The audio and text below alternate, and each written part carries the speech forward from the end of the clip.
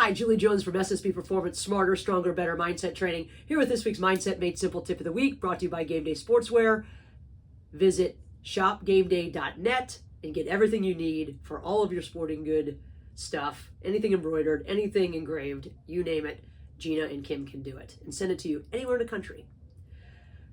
This week, we're talking about our country, Team USA, and all of the other great athletes in the world as well. But we're talking about the Olympics and two tools that you have seen in the Olympics that we should be using every day when we perform.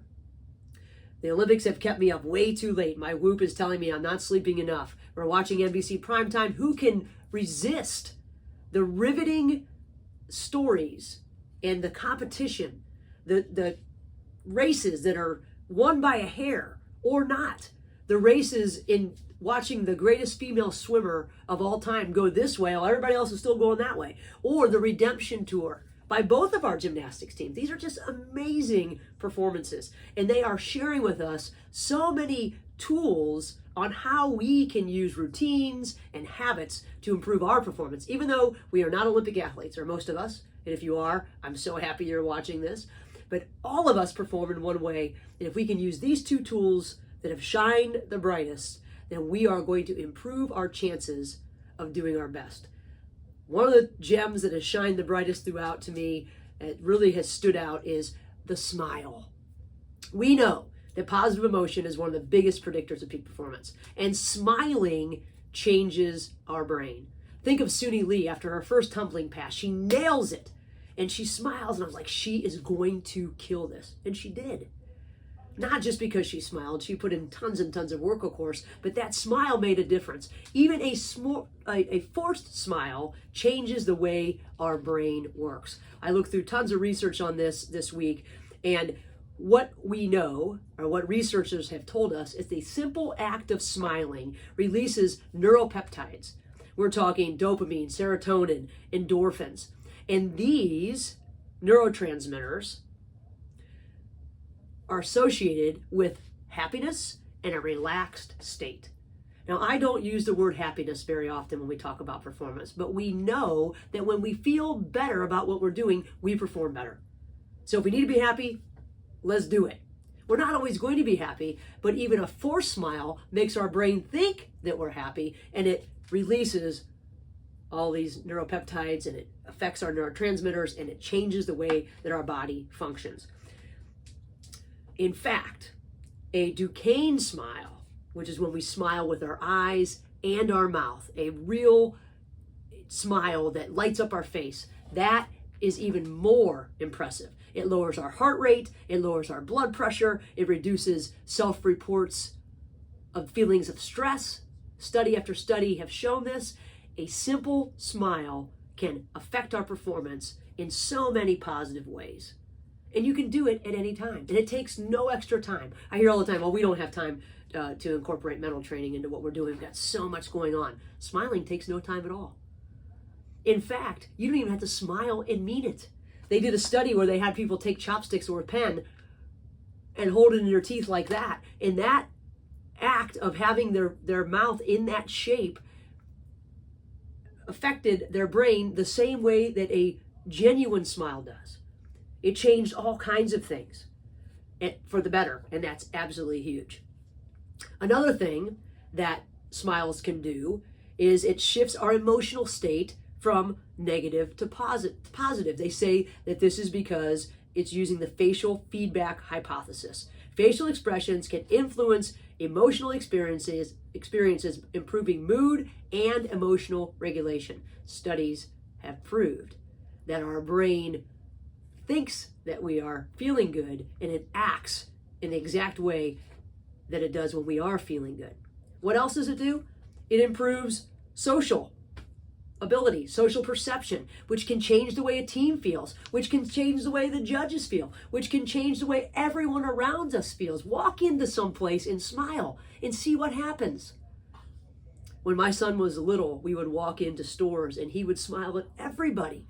And people who didn't smile back, I thought, man, what is wrong with you, right? I mean, this little guy is smiling at you. And I have a tendency to smile a lot when I walk into places, not maybe when I walked into practice all the time, which I should have. And if I had to do it all over again, I would do it every day, no matter how I was feeling, because I know it would change the environment when I walked in the door. But smiling affects and influences those around us, which helps team chemistry. It helps all kinds of different things outside of us. So the people that had this chopstick or pen in their mouth reported more positive emotions compared to those who did not smile in studies.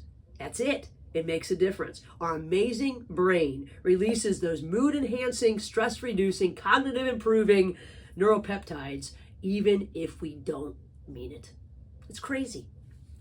Gem number 2, we talked about this not too long ago, talk out loud.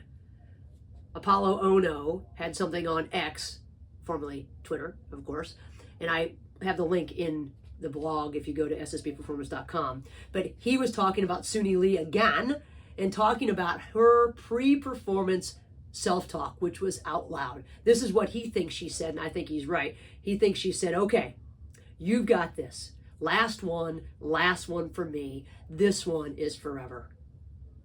How cool.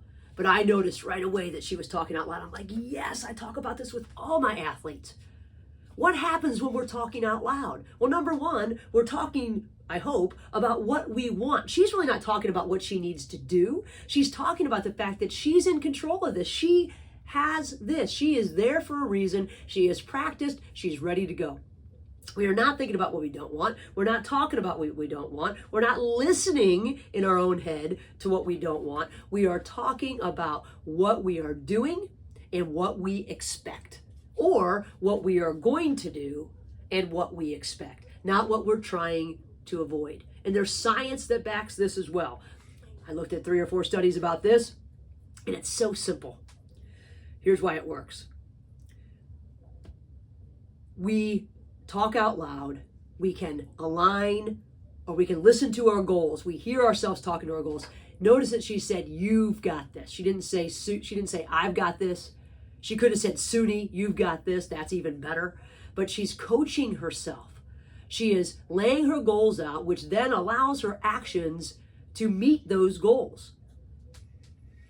Saying something out loud activates the brain's neural pathways associated with the intended action. This process is neural priming, prepares the brain for the task ahead and gives us a chance. Now, it's not a magic bullet. It doesn't mean it's going to happen, but it gives us a chance, a better chance to do what we said we were going to do.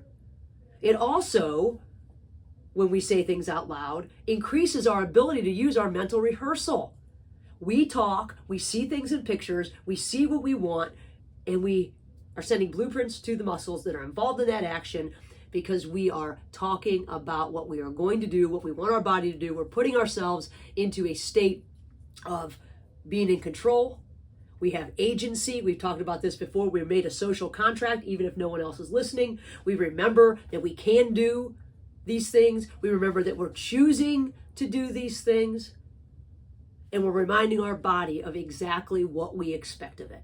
Our brain and our body are in the present, thinking about what's going to happen in our next step, not what happened 2 weeks ago or the last time we were in this venue, or what's going to happen 3 months from now if we don't win the gold or we only win the bronze. That's all out the window, not what we're focused on. We're talking out loud about how we feel right now, what we want, and where we're going.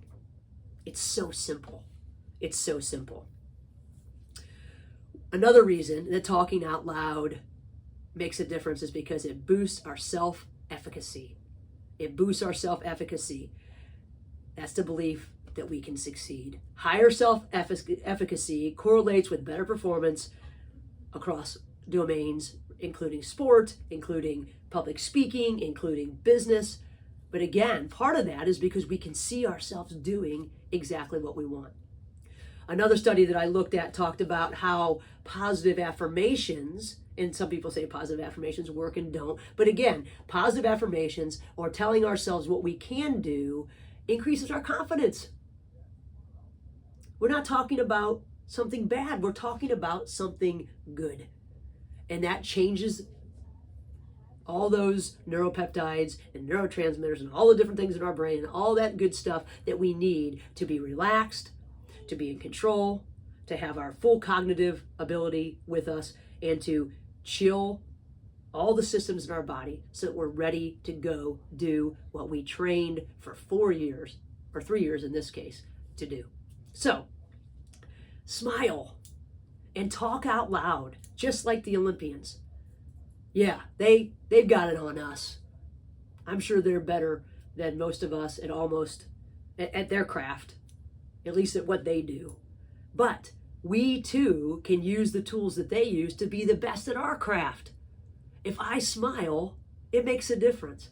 If I tell myself what I want from myself, or what I expect from myself, or what I am going to do, or what I can do, and I say it out loud, it changes the way my brain works, which directly affects the way my body works. Those two things are so simple. Put them into practice this week. Talk to the people that you lead about them. And let's see where we can go in our respective domains by simple, no time taking tools. Manage the moments, change your face, and talk out loud. And until